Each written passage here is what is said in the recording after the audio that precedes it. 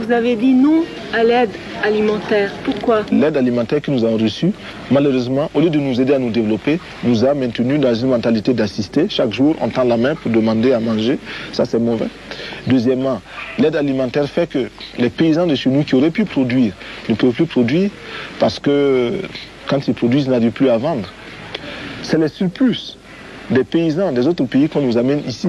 Nous, nous demandons autre chose. Celui qui veut nous aider vraiment peut nous donner des charrues ou des tracteurs, des engrais, des insecticides, des tuyaux, des arrosoirs, des barrages, des forages. Voilà, ça c'est de l'aide alimentaire. Mais celui qui nous amène les sacs de blé, de mil, de maïs ou du lait, celui-là ne nous aide pas. Il nous gave comme on gave les oies. Pour pouvoir vendre l'oie, pour qu'elle soit lourde, présenter qu'on puisse la vendre. Ça, c'est pas nous qui cherchent, c'est leur argent qu'ils cherchent. Ce n'est pas l'aide, ça. Vous avez 600 organisations non gouvernementales qui travaillent ici. Comment faites-vous pour les organiser? Oui, il y a beaucoup d'organisations non gouvernementales au Burkina Faso à cause de la misère du peuple. Mais est-ce que ces organisations ont été efficaces? Elles n'ont pas toujours été efficaces. Je ne dis pas qu'elles ont toutes échoué. Il y en a qui sont sérieuses. Mais il y a beaucoup qui ne sont pas du tout sérieuses. Qui viennent ici simplement pour offrir des vacances à quelques jeunes gens européens qui sont fatigués de l'hiver ou qui sont fatigués de la vie grisâtre de l'Europe et qui recherchent un coin plus ou moins exotique. Et puis, il y a derrière cela des lobbies qui s'organisent pour avoir beaucoup d'argent.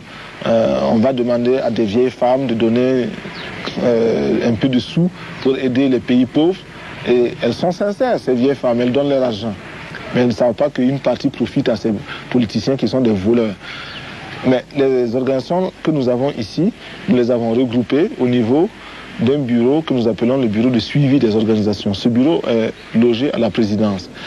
Parce que nous avons constaté que les organisations non gouvernementales arrivaient avec leur argent et étaient exploitées par les dirigeants nationaux, lesquels dirigeants les obligeaient à investir dans tel ou tel village en fonction des électeurs qu'ils ont là-bas. Ils ont des électeurs dans un village, c'est là-bas qu'ils vont faire les puits, les forages. Même s'il y a déjà 20 puits, ils partent. Alors qu'il y a un village à côté qui n'a pas de puits, on ne part pas là-bas parce que ce n'est pas des bons électeurs. Bon, cela, nous l'avons combattu. Également, les dirigeants imposaient aux organisations d'embaucher leurs cousins, leurs frères, leurs sœurs. C'est du népotisme. Nous avons combattu cela. Mais les organisations elles-mêmes ont des défauts. Les Allemands viennent, ils essaient un forage ici, ça ne marche pas. Ils partent. Quand les Français arrivent, ils ne disent pas aux Français, c'est pas la peine de commencer parce que le sol n'est pas bon. Ils les laissent pour échouer. Donc c'est la concurrence entre Allemands, Français, Italiens, quoi. Bon, nous ne voulons pas de cela. C'est nous qui perdons.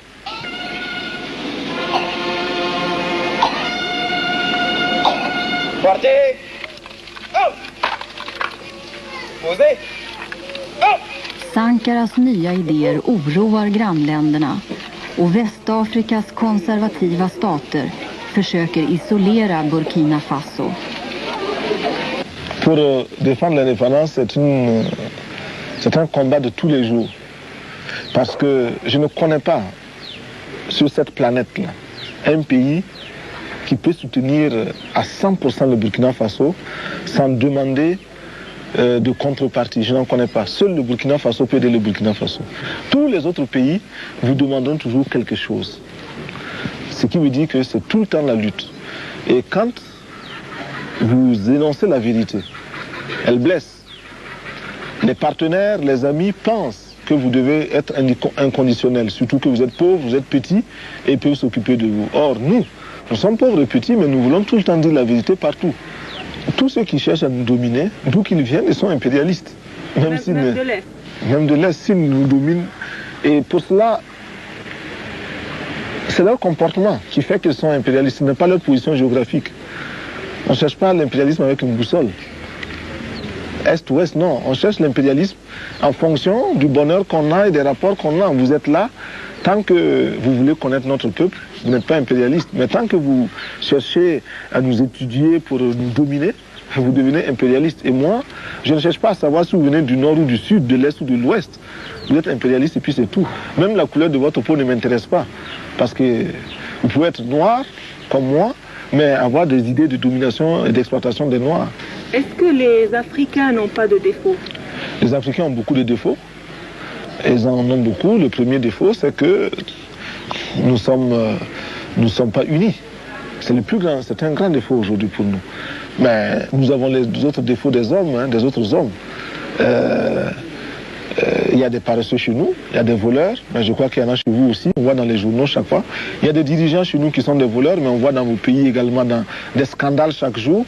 Il y a des dirigeants chez nous qui sont menteurs, mais on voit chez vous aussi des dirigeants qui sont menteurs, des scandales, tout le temps dans la presse.